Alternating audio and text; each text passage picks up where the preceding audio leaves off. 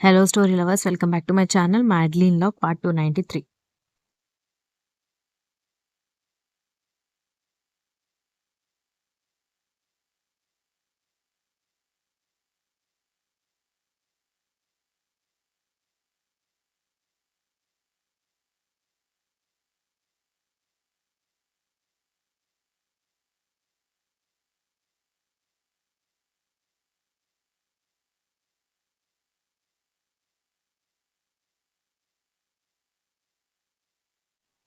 Sadist బాబు phone cut చేసి దక్ష దగ్గరకు వచ్చి ఆమెని సీరియస్గా చూస్తుంటే కాఫీ కంప్లీట్ చేసి నువ్వు వెళ్ళి వంట పనులు చూడు అని పని మనిషితో కంగారుగా చెప్పడంతో ఏం వంట చేయాలి అమ్మాయి గారు అని అడిగింది.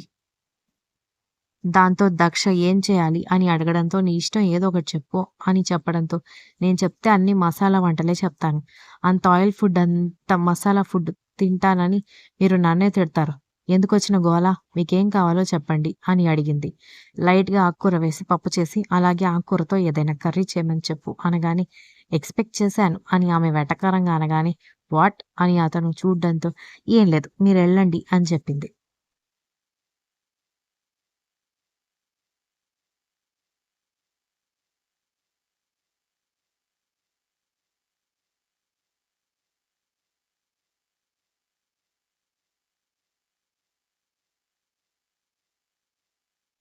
అతను వర్క్ ఉండడంతో రూమ్‌లోకి వెళ్ళిపోవడంతో అయ్యగారి కోసం ఏదైనా ఆకుకూర వేసి పప్పు చేసి ఆకుకూర చెయ్. నాకు మాత్రం గుత్తొంకాయ చెయ్ అని చెప్పడంతో అదేంటమ్మాయి గారు ఇద్దరి ఇష్టాలు ఇంత వేరుగా ఉన్నాయి అని అడిగింది. మీ అయ్యగారి టేస్ట్‌లే వేరులే. ఆయన ఆరోగ్యానికి, అందానికి చాలా ప్రాముఖ్యత ఇస్తారు. మసాలా ఆయిల్ ఫుడ్ తింటే మీ అయ్యగారి అందం తరిగిపోతుందట. అందుకు అనగానే పని మనిషి నవ్వుతూ వంటగదిలోకి వెళ్ళిపోయింది.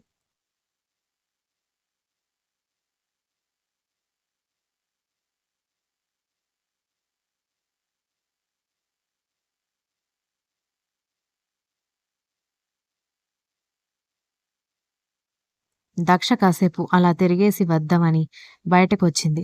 బయట చాలా పెద్ద లాన్ ఉంది.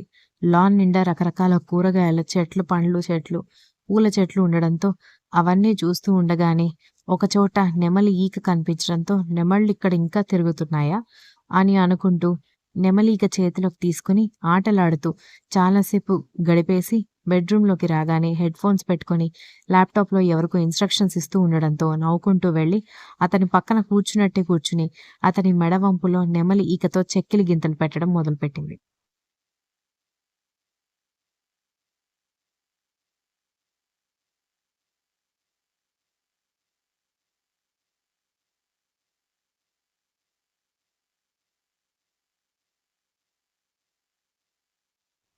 ముందేదో ఈగ, దోమ అనుకుని చేత్తో దులిపేశాడు. చాలా ఇంపార్టెంట్ కాన్ఫరెన్స్ కావడంతో అందులో లీనం అయిపోయి ఉన్న శాడిస్ట్ బాబు దక్ష వచ్చి పక్కన కూర్చున్న విషయం కూడా గమనించలేదు.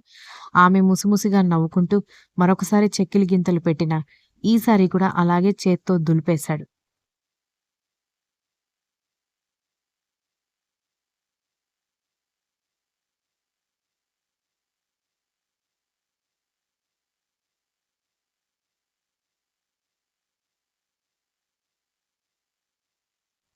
దాంతో మరొకసారి చెక్కిలి గింతలు పెట్టేసరికి తల తిప్పి చూడగానే ఆమె కొంటెగా నవ్వుతూ కనిపించేసరికి అదంతా దక్ష పని అని అర్థం కావడంతో ఆమె 2 చేతులు పట్టుకొని బెడ్ రెస్ట్‌కి లాక్ చేసి ఏంటి కామెడీగా ఉందా అన్నాడు.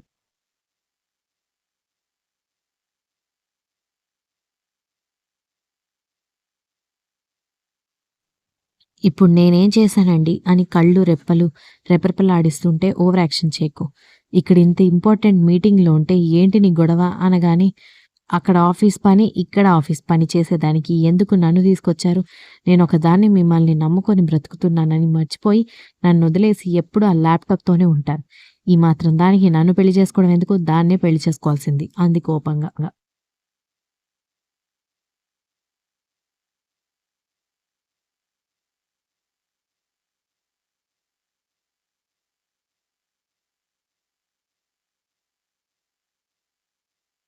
దాంతో అతను ఆమె వైపు చూసి ఒసేయ్ రాక్షసి!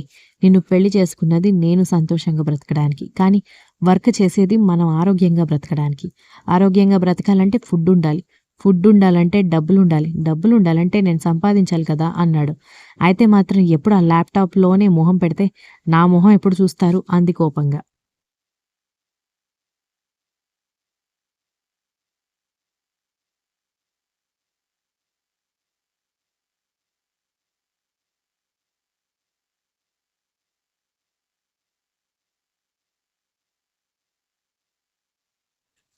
దాంతో ఆమింక ఊరుకునేలా లేదని, "సరే, ఇప్పుడు నీకేం కావాలి? నేనేం చేయాలో చెప్పు" అని అడిగేసరికి, "అదే నేను ఈ ఊరికొచ్చిందే ఆ చెరువు పరిస్థితి ఎలా ఉందో తెలుసుకోవడం కోసం. వెళ్దామండి" అని అడిగింది. "ఇప్పుడు టైం 7:30 అవుతుంది. చాలా లేటయింది. చీకటి పడుతోంది. మనం వెళ్ళినా నీకక్కడ ఏమీ కనిపించదు. ఒకవేళ చెరువులో మట్టి, పాచి ఉన్నా కూడా మనకి కనిపించదు కాబట్టి, చెరువు బాగానే ఉందనుకుని పొరపాటు పడే అవకాశం ఉంటుంది. రేపు ఉదయాన్నే మనం ఊరి వాళ్ళతో మాట్లాడడానికి వెళ్తాం కదా!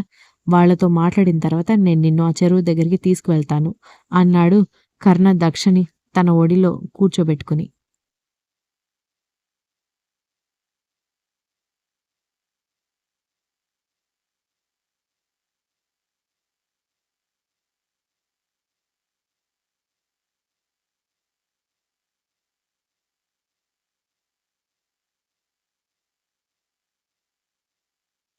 ఇంతలో పని మనిషొచ్చి అమ్మాయి గారు భోజనం సిద్ధంగా ఉందని చెప్పి వాళ్ళని చూసి తల తిప్పుకొని వెళ్ళిపోవడంతో పదండి డిన్నర్ చేద్దాం అని చెప్పడంతో రాత్రి 10:30, 11 అయితే గాని అమ్మాయి గారికి డిన్నర్ చేయడానికి మూడ్ రాదు.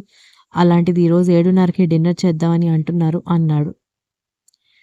ఈరోజు కొంచెం ఆకలిగా ఉంది అనగానే సరే నువ్వెళ్ళు 10 నిమిషాల్లో నేనొస్తానని చెప్పడంతో సరేనంటూ దక్ష వెళ్ళి డైనింగ్ టేబుల్ మీద డిషెస్ అన్నీ అరేంజ్ చేస్తుంటే అయ్యో మీకెందుకు అమ్మాయి గారు శ్రమ నేను చూసుకుంటాను కదా అంటూ వచ్చింది పని మనిషి.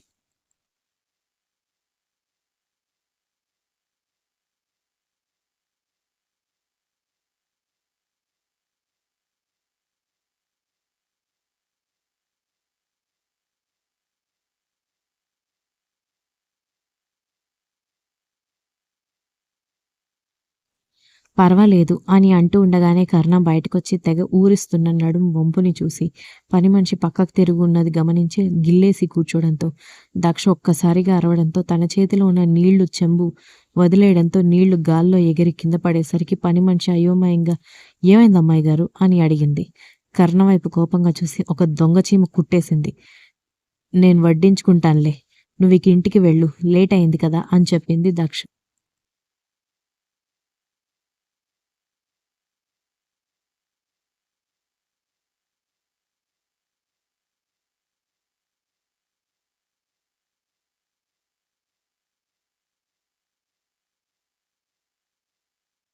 అలాగే అమ్మాయి గారు అని అంటూ ఉంటే ఒక్క నిమిషం అంటూ భోజనం అంతా గమనించి గుత్తొంకాయ, రైస్ చాలా ఉండడంతో ఇద్దరికి ఇంతెందుకు వంట చేశావు? మీ అయ్యగారు ఒకటే ముద్దతో పప్పు, మరొక ముద్దతో ఆకుకూరతో తింటారు. ఇంక నేనొక్కదాన్ని ఇంత ఫుడ్ కంప్లీట్ చేయలేను. ఒక్క నిమిషం ఆగు అంటూ బాక్స్ తీసుకొచ్చి రైస్ కర్రీ పెట్టిచ్చి ఇంటికి తీసుకువెళ్ళు అని చెప్పింది.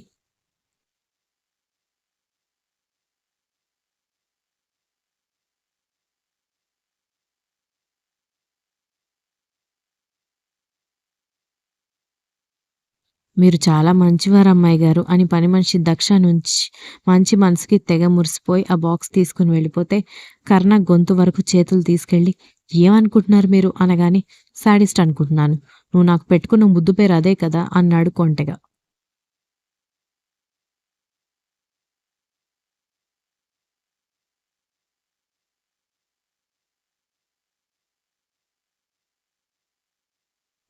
అలా గిల్లేసారేంటి? పని మనిషికి డౌట్ రాలేదు కాబట్టి సరిపోయింది.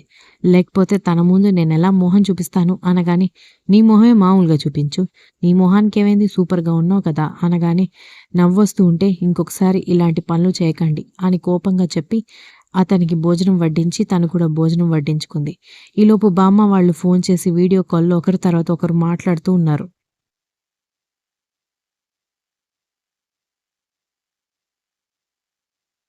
Continues. If you like the story, please like, share, comment and don't forget to subscribe.